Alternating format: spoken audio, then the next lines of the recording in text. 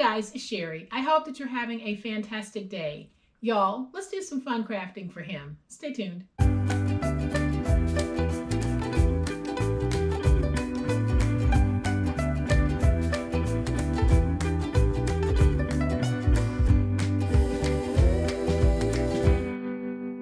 So welcome everyone to my channel. I am so glad that you decided to spend some of your time with me. I really do appreciate it. Thank you so much. Now, I don't know about the men in your life, but for me, my husband Mike is a grill master. He loves grilling. He loves smoking meat. That is his favorite type of cooking to do. So he'll spend a lot of time planning that perfect outdoor meal. So I decided to make something for him that will make meal planning a little bit easier, and it will also be a reference guide for him so that when we have barbecues or cookouts in the future, he can go back and look at those meal combinations that worked and made his barbecue a real hit. So I thought if he would like this, maybe there are some others out there that would like it as well. And here's what I'm talking about. I decided to make him a notebook exclusively for his barbecue. And what I've used for the cover are placemats. I found these placemats at the Dollar Tree. They were perfect for what I had in mind.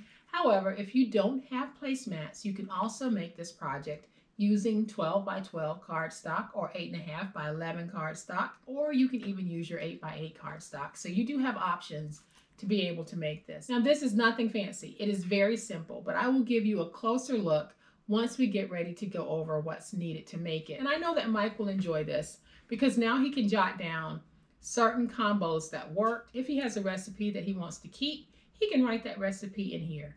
So y'all know what time it is. It's time to make this. All right, so to make our project, it is going to be very, very simple. I am using a placemat, and all I did was took the placemat and cut out the portions that I wanted on the jacket of this.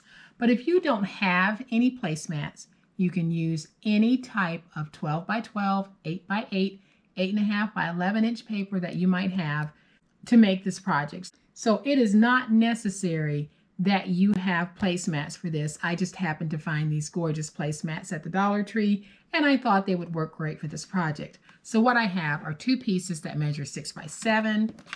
Then I have 40 pieces of plain white copier paper, and this paper is cut at 5 3/4 by 6 7/8. Then I have a coil because I will be using my cinch system to make this book, but you don't need a cinch for this either. If you don't have a cinch, all you need to do is have a hole punch. Punch yourself some holes, 1 hole, 2 holes, 3 holes, and then you can use some of the binder rings to put it together. So you'll just take 3 binder rings, put them through that hole, and you'll be able to make this project as well. And I will be adding a pocket on the inside, and this pocket measures 4 by 5 7/8.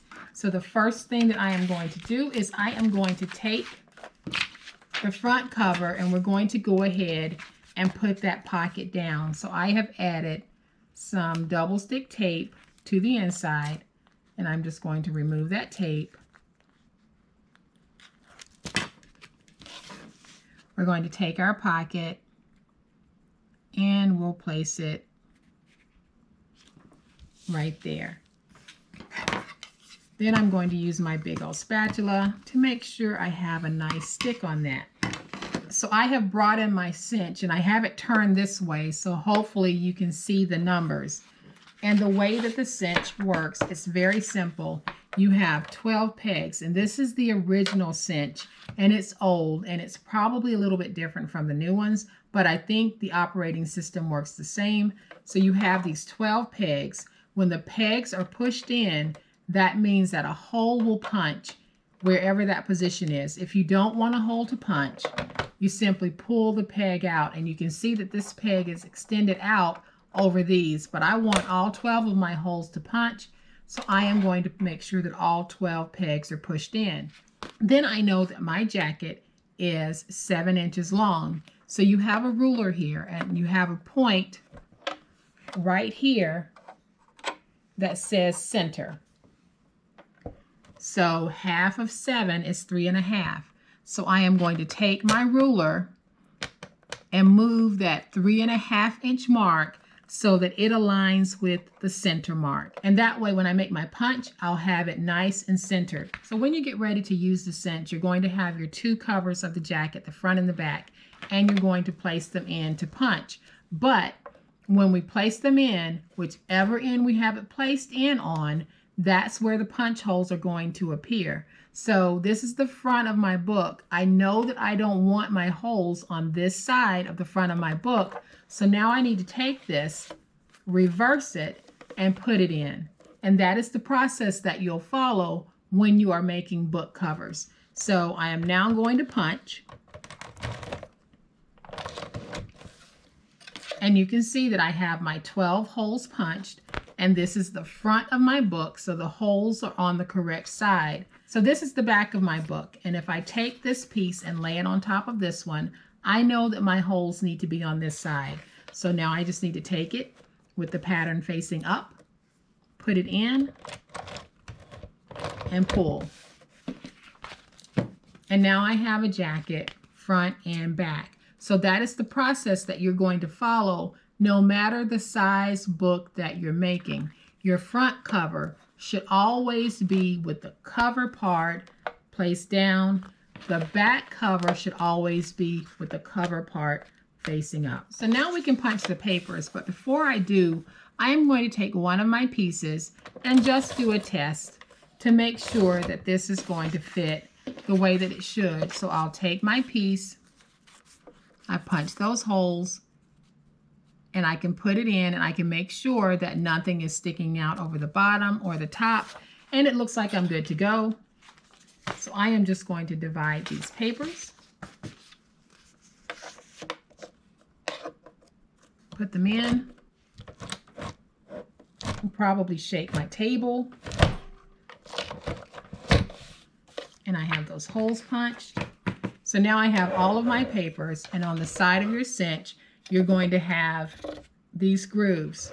That's designed to hold your coil. So when we put the coil down, we're going to take our papers and put them down.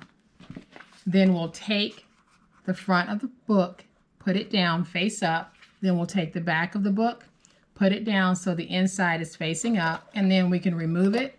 And on my cinch, I have a knob on the side that, based on the dimensions of my wire, if my wire is 3/4 of an inch, I would turn my knob right there. And then you're going to take the arm here, and on the back, you're going to have this part, and it just slides up and down so that it can smush your book into shape. But I'm using a coil that's 1/2 inch, and my cinch doesn't support that. And that's okay, because the smaller the coil, it's easy to actually close these by hand. So all I have to do is start pinching those prongs closed, and I'm doing them one at a time because I want to try to keep everything nice and shaped.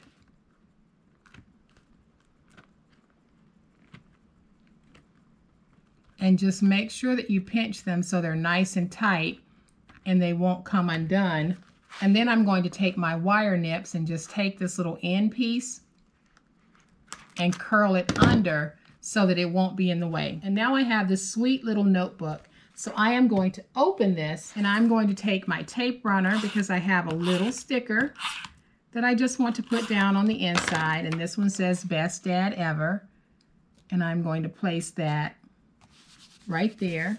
And then I have this nice little Grill Master sticker I'm going to place right there. And now we have all of these awesome pages that he can write his secret recipes or recipe combos that worked and some that didn't. Wonderful way to meal plan for those get-togethers. So I'm going to bring that first one back in so that you guys can see that we have these sweet little books that can be used for all sorts of things, in particular barbecue, grilling, meal planning.